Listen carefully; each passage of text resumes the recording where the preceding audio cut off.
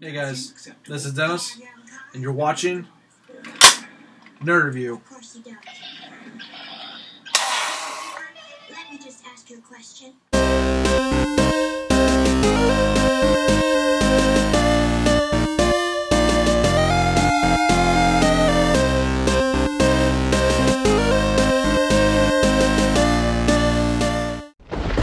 Hey guys, it's Dennis again for another video. I was planning on doing a more in-depth Game Boy tutorial little Q&A video, but the Game Boys I have are at my friend's house getting repaired on.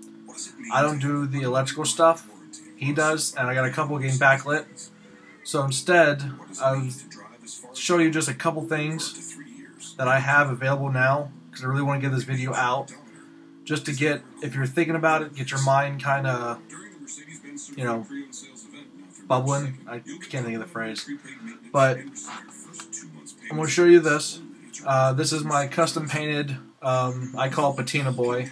It has that old, rough, worn, damaged, kind of rusted feel. I'm going to use this to show you a few things. First, it's going to be heavy. The original Game Boy is a brick, but there's a lot of cool things you can do to this. So, for any build, first you need to figure out how to open it. Well, 6 screws. 1, 2, 3, 4, and if you take the battery cover off, there's 2 screws right here.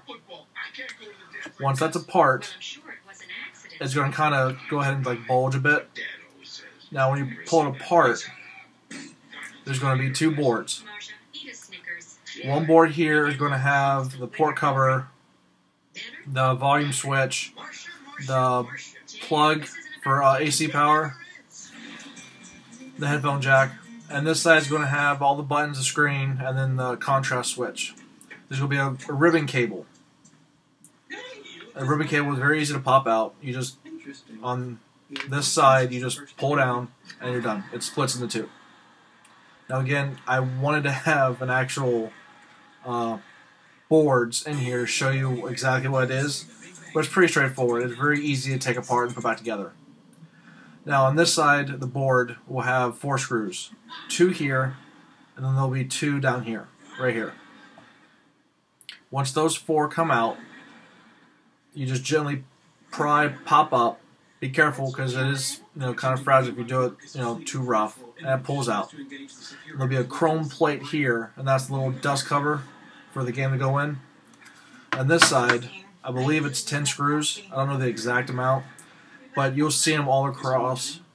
Once those 10 come out, you pry it back. Now, if it's an unopened board, unopened Game Boy, it's going to be stuck. So you just gently pry each side until the whole thing kind of moves, lifts, and you can pop it out. And you'll see the D-pad, the A-B, start select, all right here in the speaker. One board just comes out. It's very easy. Now, once all that's done, you can start getting to the fun stuff, like transparent cases. Like this is the ASM Retro Transparent Green, which is all worked up to be my Green Ranger themed. Green Ranger. It's signed. Cool little fun fact for the video. It's signed. This Game Boy did have a white backlight. I got white NES style buttons. They're not the rounded DMG, the original Game Boy buttons. They're the flat kind of hug your thumb type of buttons. And up here is the RCA jacks. At one point, this Game Boy could be able to plug into any type of stereo system with the white and red audio jacks and play the sound through any speakers. So that, I use it just for fun. The actual use is for, okay, what's that program called? Chiptunes, LSDJ. Create some nice 8-bit retro music. There's some good stuff. A friend of mine on Instagram, at Joe Teach, actually has a SoundCloud full of a lot of amazing LSDJ stuff. I'll have his profile linked below. Besides, that, you can have Transparent Red. This is also my Red Ranger themed, which is signed by Austin. Fun fact number 2. This one was just backlight with internal Pro Sound, which means instead of having the RCA jacks, it's Pro Sound to this. Now, Pro Sound is like high definition audio for the Game Boy. I haven't really noticed a big difference between regular headphone jack and the Pro Sound. I do know it is a little bit louder, and some games are clearer. It's personal preference because everybody's ears are different. Now, besides that, there are a few sites you can use. Wait, I'm forgetting the Game Boy. Excuse me for being off camera. This is another style case, transparent green. This was my Super Mega Force green themed, which again, signed by Azim. Fun fact number 3. This case actually is from a site called Kish Bent. It's a more retro modern style case. It's squared round instead of the familiar Game Boy shape. Little classic twist with modern twist, if you will. Now, I don't use any of the LSDJ or chiptunes or make music type. All my mods are strictly for personal fun use. Backlight for, obvious nighttime play. Really, what I use the Pro Sound for is just because it's very easy. It's 2 wires on the board. Now, I might be completely wrong, or I might be close because I'm not the electrician, but I've noticed it's a couple wires. And really, some of the stuff is really easy to do. I'll do a follow-up video of when I get my boards back that have already been worked on, and show you, I'll have the picture up to show you where the wires are soldered and all that. So if you want to give it a try, there are many great tutorials. ASMretro.com, store.kish-bent.com, Non-Fine Electronics, Thursday Customs, I believe is the site, 8-Bit Aesthetics. There's a lot of Game Boy modding sites out there. My personal favorites are ASM and Kish Bent. ASM has an Instagram, so does Thursday Customs and 8-Bit Aesthetics. ASM Retro, I think, is one of the best out there. They carry a lot of different stuff. They have new cases coming out, it seems like monthly now. They just released a new white, pink, and like a dark, dingy gray. So kind of like the original, but cleaner.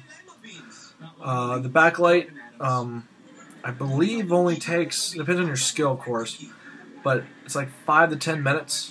I know the hard part is, what I've seen, is the original shell, or the original board for the screen. There's a film behind the LCD that you have to peel. And if you try to rush it or peel too hard, you can ruin the screen and the whole board's shot. And you can't just go buy a new screen board. You gotta find another Game Boy and then use it, and then have a backboard left over for the next build you mess up on, or you just sell it off. But there's a lot of things you can do, and there's a lot of people that do amazing things with this. I'll have a few profiles below in the description of some amazing people doing some really amazing things with the Game Boy builds, and it's just a fun way of using the old 80s, early 90s technology. Still uses today. I mean, the Game Boy games are just classic fun games. I mean, Pokemon, Zelda, Mario, Metroid. You can't go wrong. Sure, they're not as, HD as today's games, but you can't beat the original Pokemon. I mean, you can't beat it. I did. Like, a lot. But, I mean, I think that's it for today's video. I'm going to try to do a lot more Game Boy related videos, because I am a Nintendo fanboy at heart. Nintendo can do no wrong ever. They can throw a bomb, and I'd be like, they did it. It's fine. They had their reasons. It's fine. We're good. We messed up. They did not. They're fine. But thanks for watching. Stay tuned for the next video. Make sure to subscribe to Nerd Review Follow them on Nerd Review YouTube, on Instagram, and Facebook. I am at the _8bit_brave. It's a mouthful. And hope you guys liked the video. Make sure to comment below. Let us know what you think. You know, we can only do as good as our viewers. And my cat has just jumped up. Say hello, Mittens.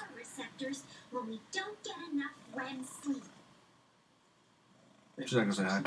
Okay, well that was a fun addition. So let's, what was that? Fun fact number 4?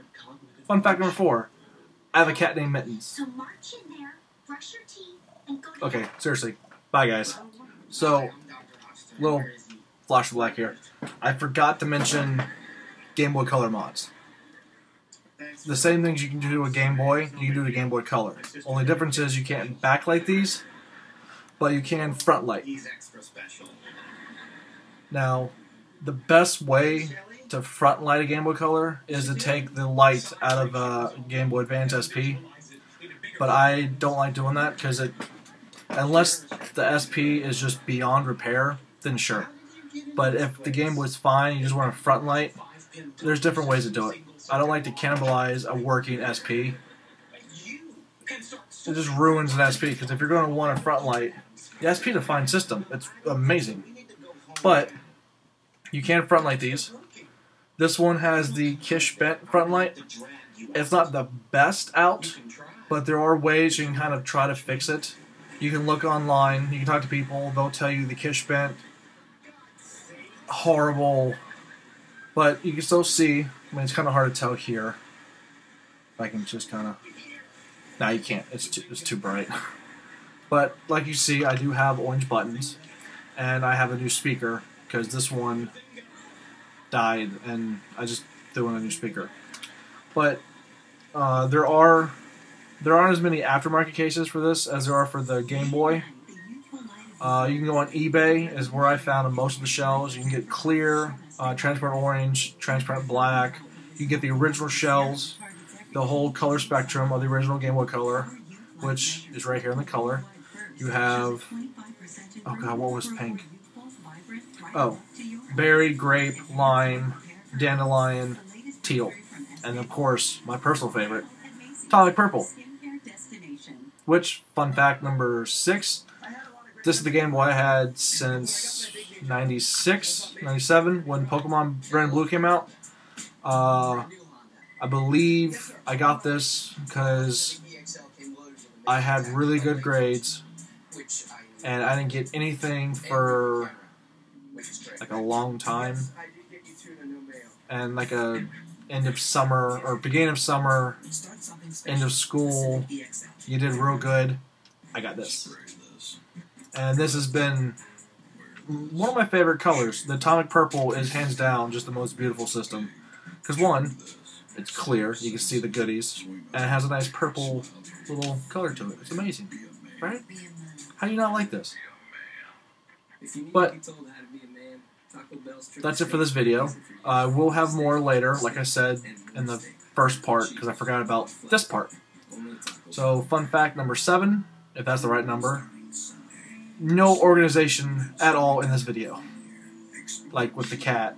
And I may have numbered the fun facts wrong. I don't know. If it is, comment below. Bye.